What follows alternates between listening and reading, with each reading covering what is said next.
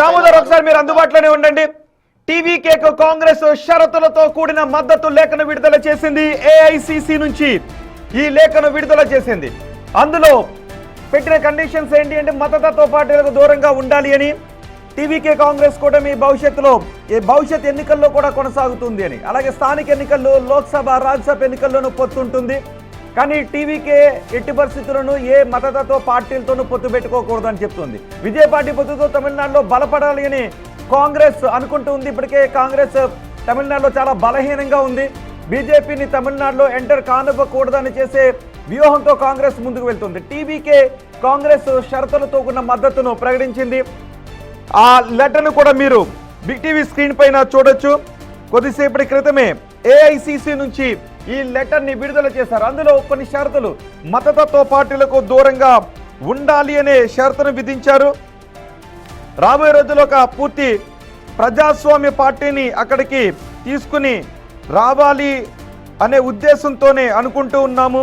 అంబేద్కర్ ఆశయాలకు అనుగుణంగా రాజ్యాంగ విలువలకు లోబడి పార్టీ ముందుకు వెళ్ళాలి, ఎటువంటి మతతత్వ పార్టీలతోనూ కలవకూడదు అనే కండిషన్స్ని అందులో పెట్టారు. అంటే కేవలం ఇప్పుడు ప్రభుత్వం ఏర్పాటు చేయడానికే కాదు, రాబోయే రోజుల్లో స్థానిక సంస్థల్లో కానివ్వండి, లేదు ఇతరత్ర ఏ ఎన్నికల్లో కూడా మరో పార్టీతో మతతత్వ పార్టీలను చేయి కలపం అనే షరతుకు అంగీకరించాలి అంటూ ఆ లేఖను విడుదల చేశారు. ఇప్పుడు దీనిపైన టీవీకి ఆలోచించుకుంటుంది కాంగ్రెస్ రాసినటువంటి షరతులతో కూడిన లేఖను ఏ విధంగా తీసుకోవాలని. నిజానికి కాంగ్రెస్ 5 మంది ఎమ్మెల్యేలు మాత్రమే ఉన్నారు. కాంగ్రెస్ ఒక్క పార్టీ మద్దతును ఇచ్చినప్పటికీ కూడా ప్రభుత్వాన్ని ఏర్పాటు చేయడానికి అవకాశం ఉండదు. ఇంకో 6 నుంచి 7 మంది ఎమ్మెల్యేల మద్దతు అవసరం ఉన్న నేపథ్యంలో ఇప్పుడు కాంగ్రెస్తో జత కడుతుందా టీవీకే, లేదు ఇంకో ప్రత్యామ్నాయాన్ని టీవీకే చూసుకుంటుందనే చర్చ జరుగుతోంది. అందులో భాగంగానే ఈ లెటర్ వచ్చిన తర్వాతే ఏఐడిఎంకే నేతల ఇంటికి పళనిస్వామి నివాసానికి ఆనంద్ వెళ్లారు. అంటే బహుశా కాంగ్రెస్ సపోర్ట్ అవసరం లేదు అని టీవీకే అనుకుంటూ ఉందా?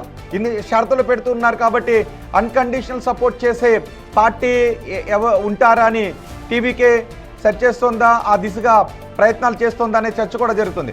మరోవైపు ఏఐసిసి ఈ లేఖను ఇవ్వడం ద్వారా డిఎంకేతో సంబంధాలను తెంచుకొని టీవీకేతో నడవడం ద్వారా కాంగ్రెస్ తమిళనాడులో బలపడాలి అని అనుకుంటోందనే చర్చ జరుగుతుంది. నిజానికి 2004లో యూపీఏ 1 యూపీఏ 2 సమయంలోనూ కాంగ్రెస్ డిఎంకే కలిసే వెళ్ళాయి.